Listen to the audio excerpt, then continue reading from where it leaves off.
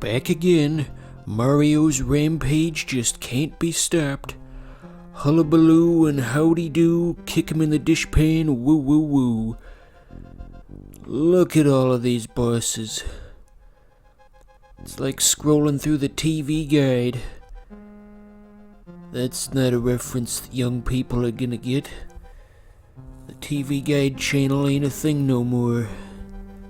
There's a specific one I'm trying to find, but there's just so damn many of these. Oh, there it is. Okay, Airman from Mega Man. You know, it kinda looks like the item box already has an item in it. See how it lines up there? What a humorous coincidence. Okay, let's fight a man. Got him. As the hip young meme people say, gets criticized once, fucking dies. There's probably a hipster in the middle of Starbucks right now watching this video on their iPhone and they're thinking, oh, I recognize that meme. Okay, so next up we've got Ganondorf. That's right, the Ganondorf from that YouTube poop that made fun of the Fresh Prince of Bel-Air theme song when a couple of Ganondorfs were up to no good. Yep, that's the thing that he's from. Pardon my ignorance, this is Ganon, not Ganondorf. Before Ganondorf was invented, they just had regular old Ganon from the first two Zeldas where he was a blue pig man.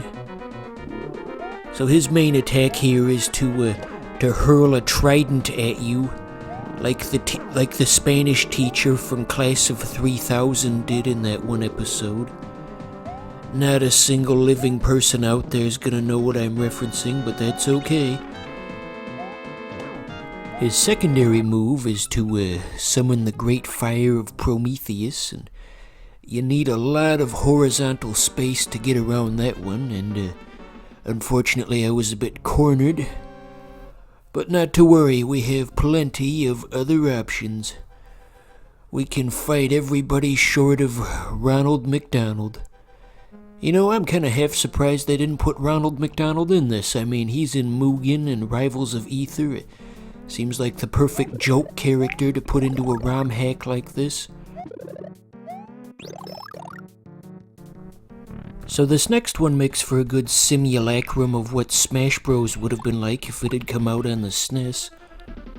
The Master Hand does all his typical moves, just dumbed down to fit the SNES engine. And honestly, there's no real change in how he handles. So they had to make a slight modification to Mario's moveset to make this fight work, where he has a little slap. Just trying to jump on him probably wouldn't be overly effective. I bet you there's some fan-made project out there that gives a more in-depth approximation of what Smash Bros on SNES would be like. Oh yeah, I guess that would just be Super Smash Flash, wouldn't it? Yeah, that's totally a real thing. Oh, he's gonna fist this. Ooh, that was close, eh? So this one does get a little bit repetitive. I mean, there's lots of moves he can do, but only one that you can do. But what would you expect, honestly? They can't reprogram how Mario works. Okay, here we go. Oh, I overshot it. Oh, that's gonna cost him some points.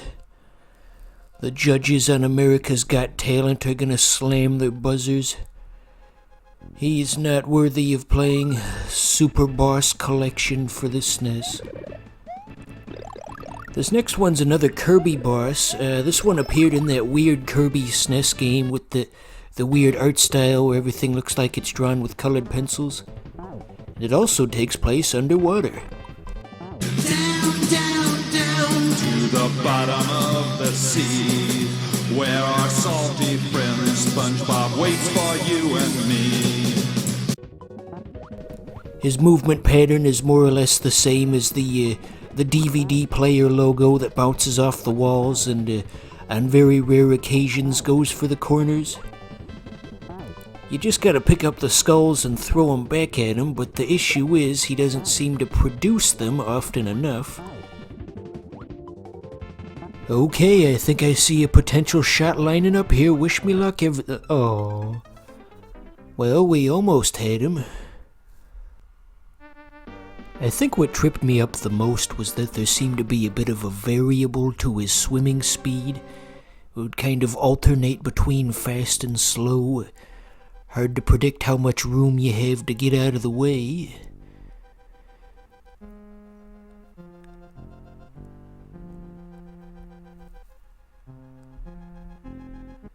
Okay, I just gotta see what giant Goomba is. See if it fills the whole screen. Well, probably not. SNES sprites typically don't get that big. But let's find out, eh? Well, that's a tad underwhelming. I mean, I guess technically this is a giant Goomba, because they took the sprite of the Goomba from Giant World in Mario 3. That's what they meant by that. I find it somewhat interesting that with some of these bosses, the creator put their name ahead of the boss on the menu here. Like, I doubt anyone's really gonna know that, oh, that one was made by Yoshi 987. I know him. Or perhaps they think that somebody's gonna look them up afterwards. Do some networking.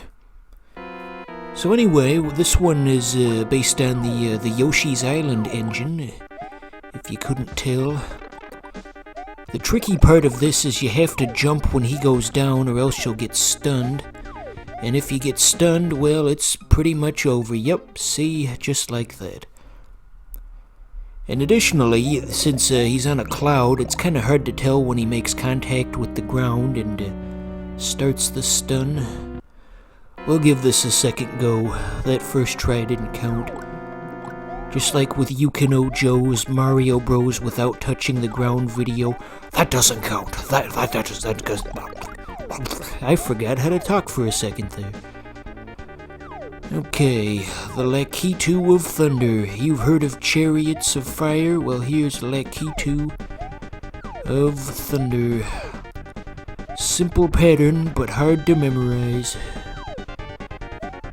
Don't know what that thing on his back is. That's just something that's commonly... you bastard.